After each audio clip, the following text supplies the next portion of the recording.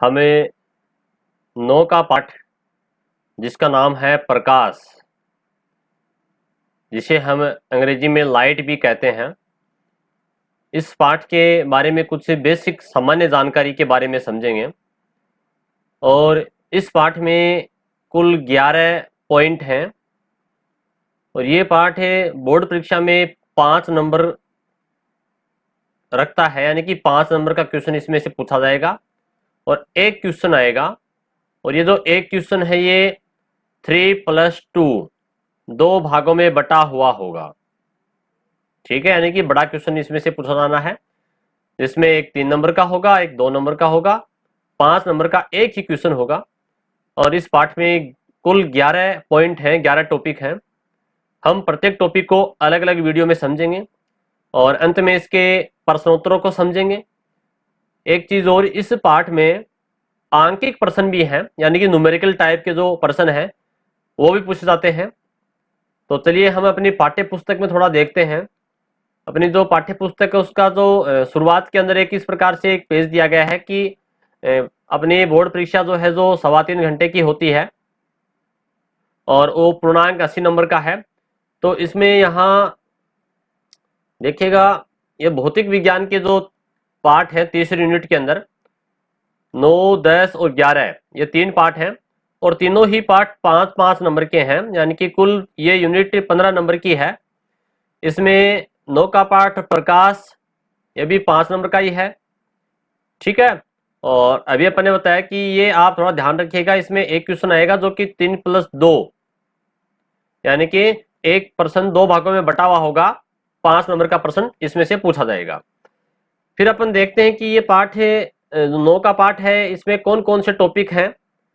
तो ये अगला ही पेज है इस प्रकार से, इसमें आप देख पा रहे होंगे, ये रहा तीसरी यूनिट के अंदर भौतिक विज्ञान में अपने अध्याय 9 और उसमें 9 का पाठ प्रकाश वाला है। इसमें कुल 11 टॉपिक हैं, 11 पॉइंट हैं। पहला टॉपिक है प्रकाश का परावर्तन, यानी कि परावर्तन किसे कहते हैं उसके बारे में सामान्य जानकारी है। और फिर परावर्तन के क्या नियम है उसके बारे में समझेंगे।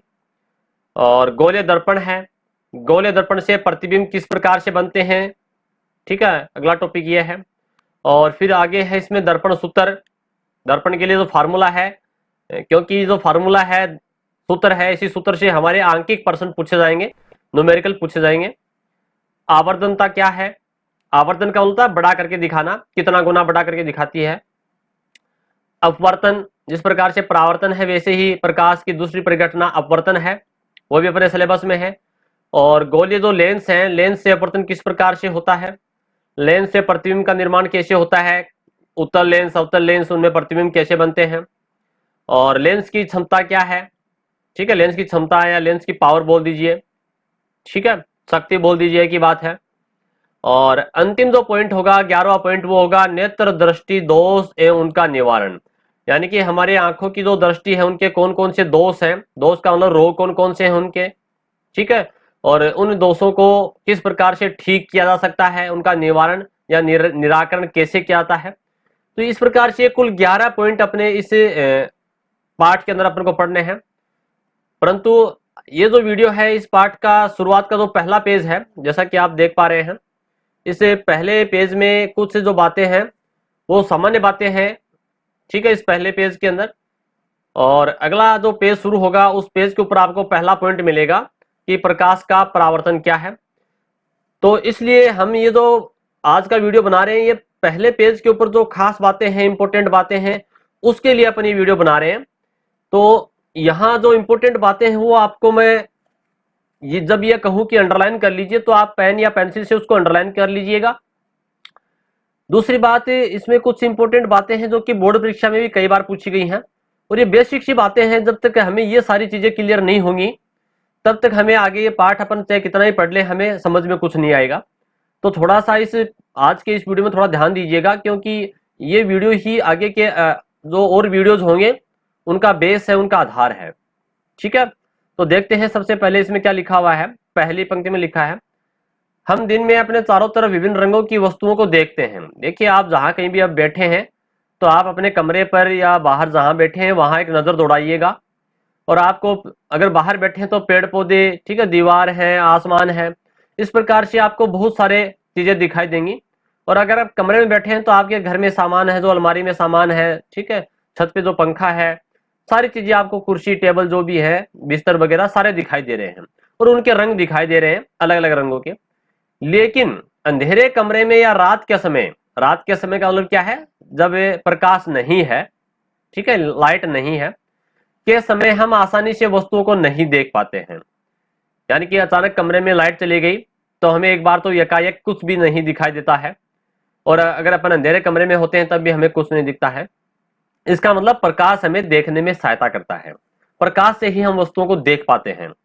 ठीक है, तो यहां देखिए आगे लिखा है, यदि रात के समय हम बल्ब जलाएं तो हमें वस्तुएं दिखाई देने लगती हैं।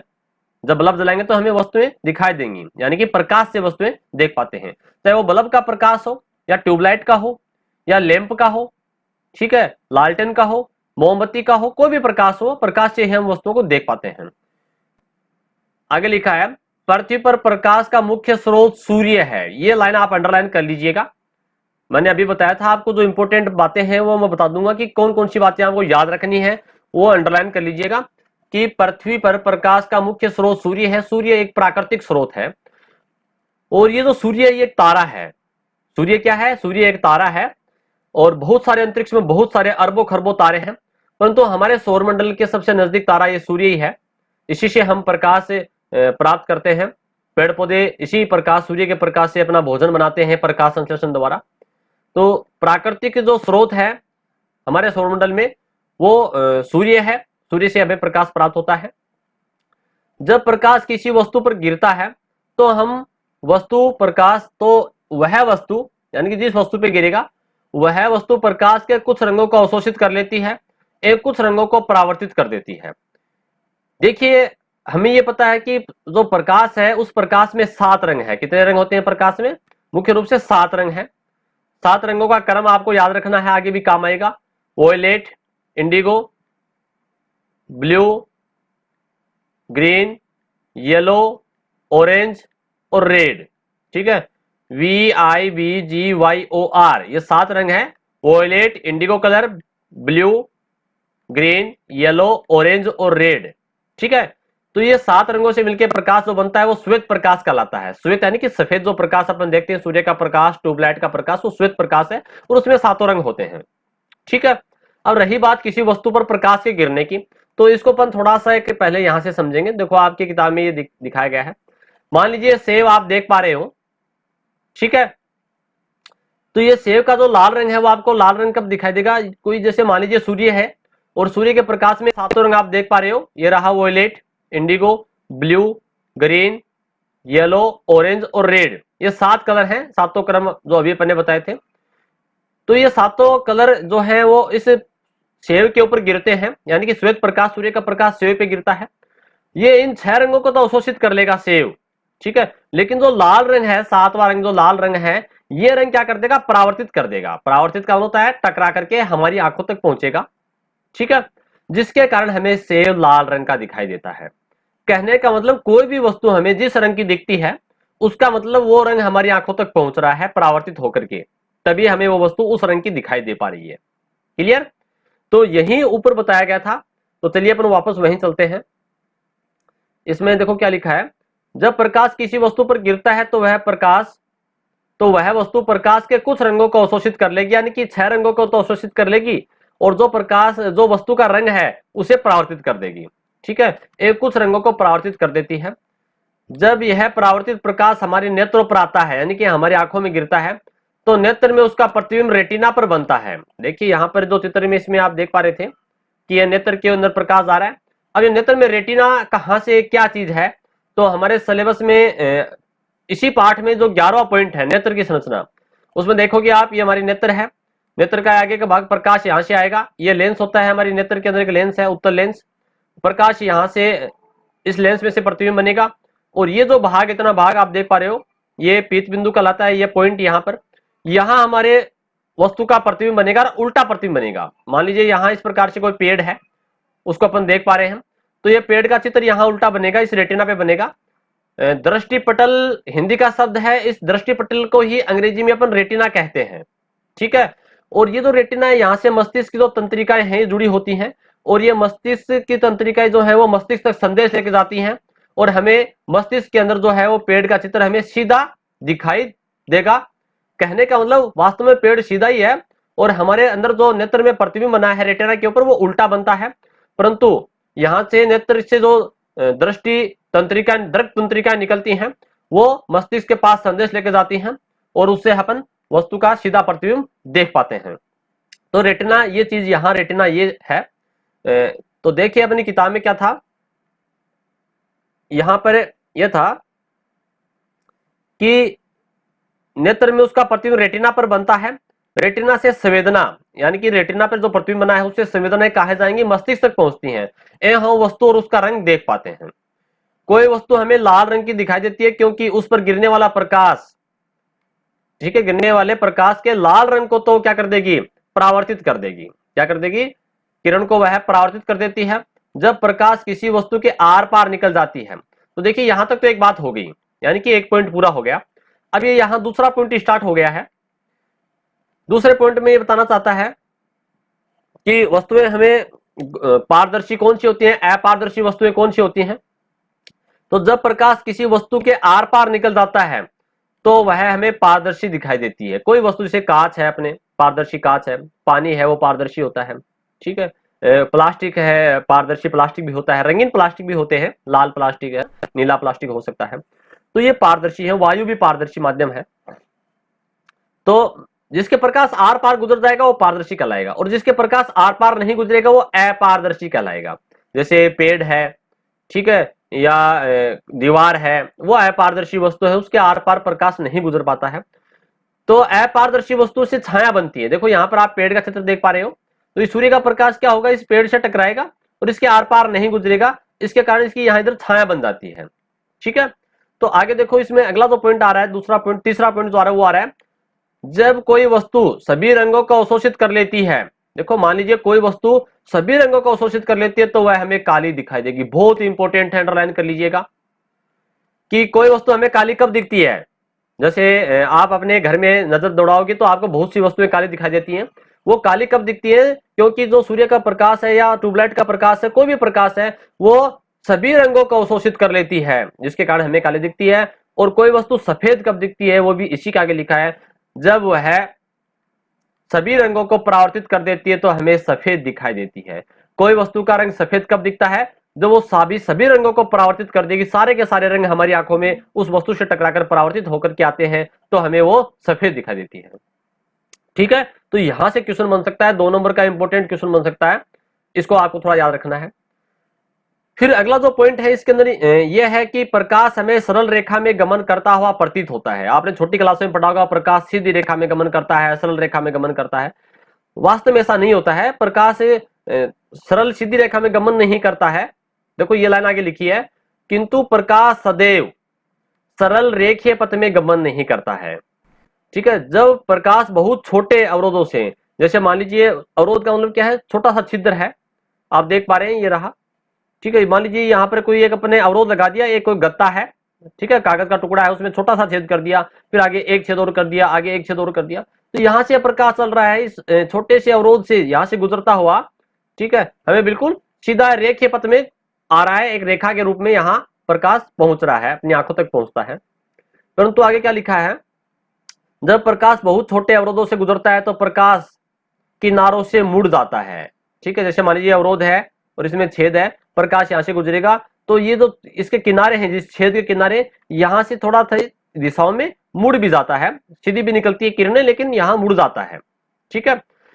अध्यारोपण, अब अगला पॉइंट आ रहा है, नया पॉइंट आ रहा है। देखो इसमें क्या है कि आपकी किताब के अंदर ये सारा यहां इसमें मिक्स कर दिया, मिला दिया, तो यहां से आप इसको अलग समझिएगा। अध्यारोपण व विवर्तन जैसी घटनाएं, देखो प्रकाश की बहुत सारी घटनाएं हैं, परावर्तन, अपवर्तन, ध्रुवण, विवर्तन, ठीक है। तो ये अध्यारोपण एक घटना है और विवर्तन एक घटना है। तो इन घटनाओं को समझने के लिए प्रकाश के तरंग स्वरूप की सहायता ली जाती है। अब देखिए क्वेश्चन कैसे बनेगा, क्वेश्चन इस प्रकार से बनेगा कि अध्यारोपण और विवर्तन जैसी घटनाओं को प्रकाश के किस स्वरूप से किसके द्वारा समझा जा सकता है? तो प्रकाश के तरंग स्वरूप से हम अध्यारोपण और विवर्तन जैसी घटनाओं को समझ सकते हैं। यानी कि प्रकाश की जो प्रकृति होती है उसमें दो प्रकार की प्रकृति होती है, वो आगे आएगा। एक तो तरंग प्रकृति और एक कण प्रकृति। तो तरंग जो प्रकृति है, उस तरंग प्रकृति से अपन क्या समझ सकते हैं? प्रकाश की तरंग प्रकृति से अपन अध्यारोपण और विवर्तन जैसी घटनाओं को समझ सकते हैं। याद रखिएगा, इसको लक्ष्य नोट कर लीजिएगा।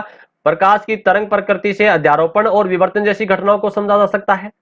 लेकिन देखो आगे बता रहा है, लेकिन तरंग स्वरूप से प्रकाश विद्युत प्रभाव और प्रकाश के द्रव्य से अन्योन्य क्रिया की व्याख्या नहीं की जा सकती। यानी कि प्रकाश विद्युत प्रभाव जो है और प्रकाश की द्रव्य से अन्योन्य क्रिया, ये द्रव्य का मतलब यहां पदार्थ है, ठीक है। वो द्रव्य अलग होता है, वो होता है द्रव्य। द्रव्य मतलब तरल पदार्थ, ठीक है। ये द्रव्य है आधा वह, और ये द्रव्य मतलब पदार्थ होता है। लेकिन तरंग स्वरूप से क्या नहीं समझ सकते अपन? प्रकाश विद्युत प्रभाव, ठीक है, और प्रकाश के द्रव्य से अन्योन्य क्रिया को नहीं समझ सकते। तो इसकी व्याख्या अपन कैसे करेंगे? इन प्रभावों को प्रकाश के कण स्वरूप द्वारा। देखो प्रकाश के दो प्रकृति है, एक तो तरंग प्रकृति और एक प्रकाश की कण प्रकृति। तरंग प्रकृति से तो अपन अध्यारोपण और विवर्तन समझ सकते हैं, परंतु प्रकाश की कण प्रकृति से अपन प्रकाश विद्युत प्रभाव और प्रकाश की द्रव्य से अन्योन्य क्रिया को समझ सकते हैं। यह भी इंपॉर्टेंट है, याद रखिएगा कि प्रकाश के कण प्रकृति से अपन प्रकाश विद्युत प्रभाव और द्रव्य से अन्योन्य क्रिया को समझ सकते हैं। क्लियर? अब देखो आगे इसमें एक वैज्ञानिक आएंगे, उन वैज्ञानिकों ने बताया कि प्रकाश की दोनों ही प्रकृति होती हैं, तरंग प्रकृति भी होती है और कण प्रकृति भी होती है। इस वैज्ञानिक का इंपॉर्टेंट नाम है, आप इसको अंडरलाइन करना है कि वैज्ञानिक डी ब्रोगली। नाम क्या है इसका? डी ब्रोगली नाम है, याद रखिएगा। डी ब्रोगली ने प्रकाश के द्वैत सिद्धांत, द्वैत का मतलब होता है दो, दोहरी प्रकृति, डबल नेचर, ड्विल नेचर जिसको कहते हैं। जिस प्रकार से मोबाइल होता है ना, मोबाइल के अंदर अगर दो सिम डलती है तो उसे कहते हैं ड्विल सिम। ड्विल नाम यूज करते हैं ना, ड्विल सिम, दो सिम वाला। तो ये ड्विल नाम है इसका भी, इसको द्वैत कहते हैं, अंग्रेजी में इसको ड्विल कहेंगे, ठीक है, ड्विल नेचर। तो प्रकाश की ड्विल प्रकृति होती है, द्वैत प्रकृति होती है, तरंग के रूप में भी होता है और कण के रूप में भी होता है। ये किसने बताया? डी ब्रोगली ने बताया। तो डी ब्रोगली ने प्रकाश के द्वैत सिद्धांत को प्रस्तावित किया या प्रतिपादित किया, जिसके अनुसार प्रकाश कण और तरंग दोनों प्रकार से व्यवहार करता है। ठीक है, अब क्वेश्चन आ सकता है कि प्रकाश की द्वैत प्रकृति क्या है और किसने इसके बारे में बताया?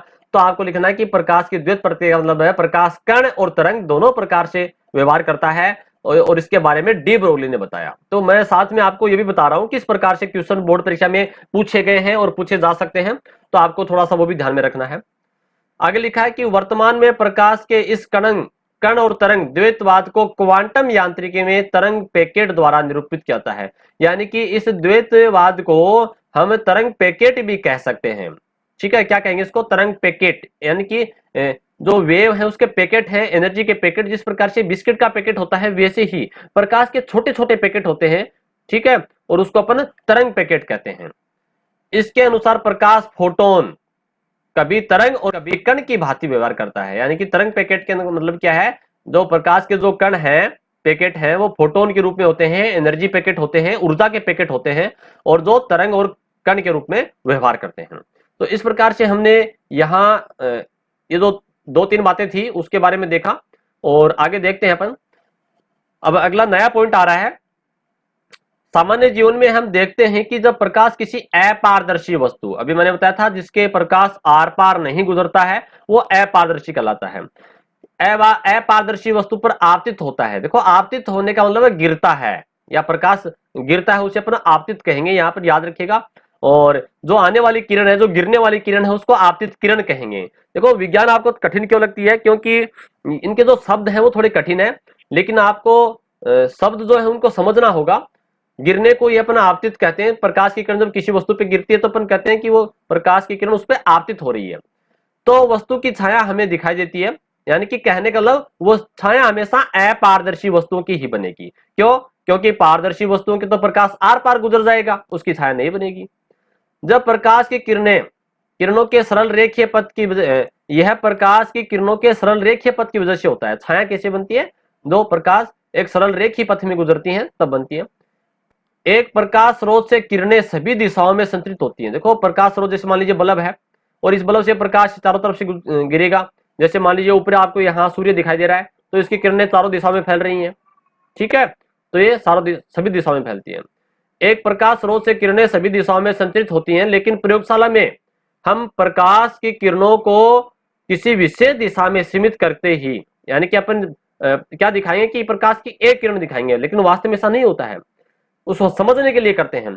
चित्रों में बहुधा प्रकाश किरणों को सरल रेखाओं में दर्शाते हैं, लेकिन व्यवहारिक दृष्टि से एक किरण को प्राप्त करना असंभव है। प्रकाश की एक किरण को अपन इसे नहीं दिखा सकते। इस अध्याय में हम प्रकाश के सरल रेखीय पथ का उपयोग करके परावर्तन और अपवर्तन की घटनाओं को समझेंगे। तो अगले वीडियो के अंदर हम प्रकाश का जो परावर्तन है उसके बारे में समझेंगे कि परावर्तन क्या है, परावर्तन किसे कहते हैं।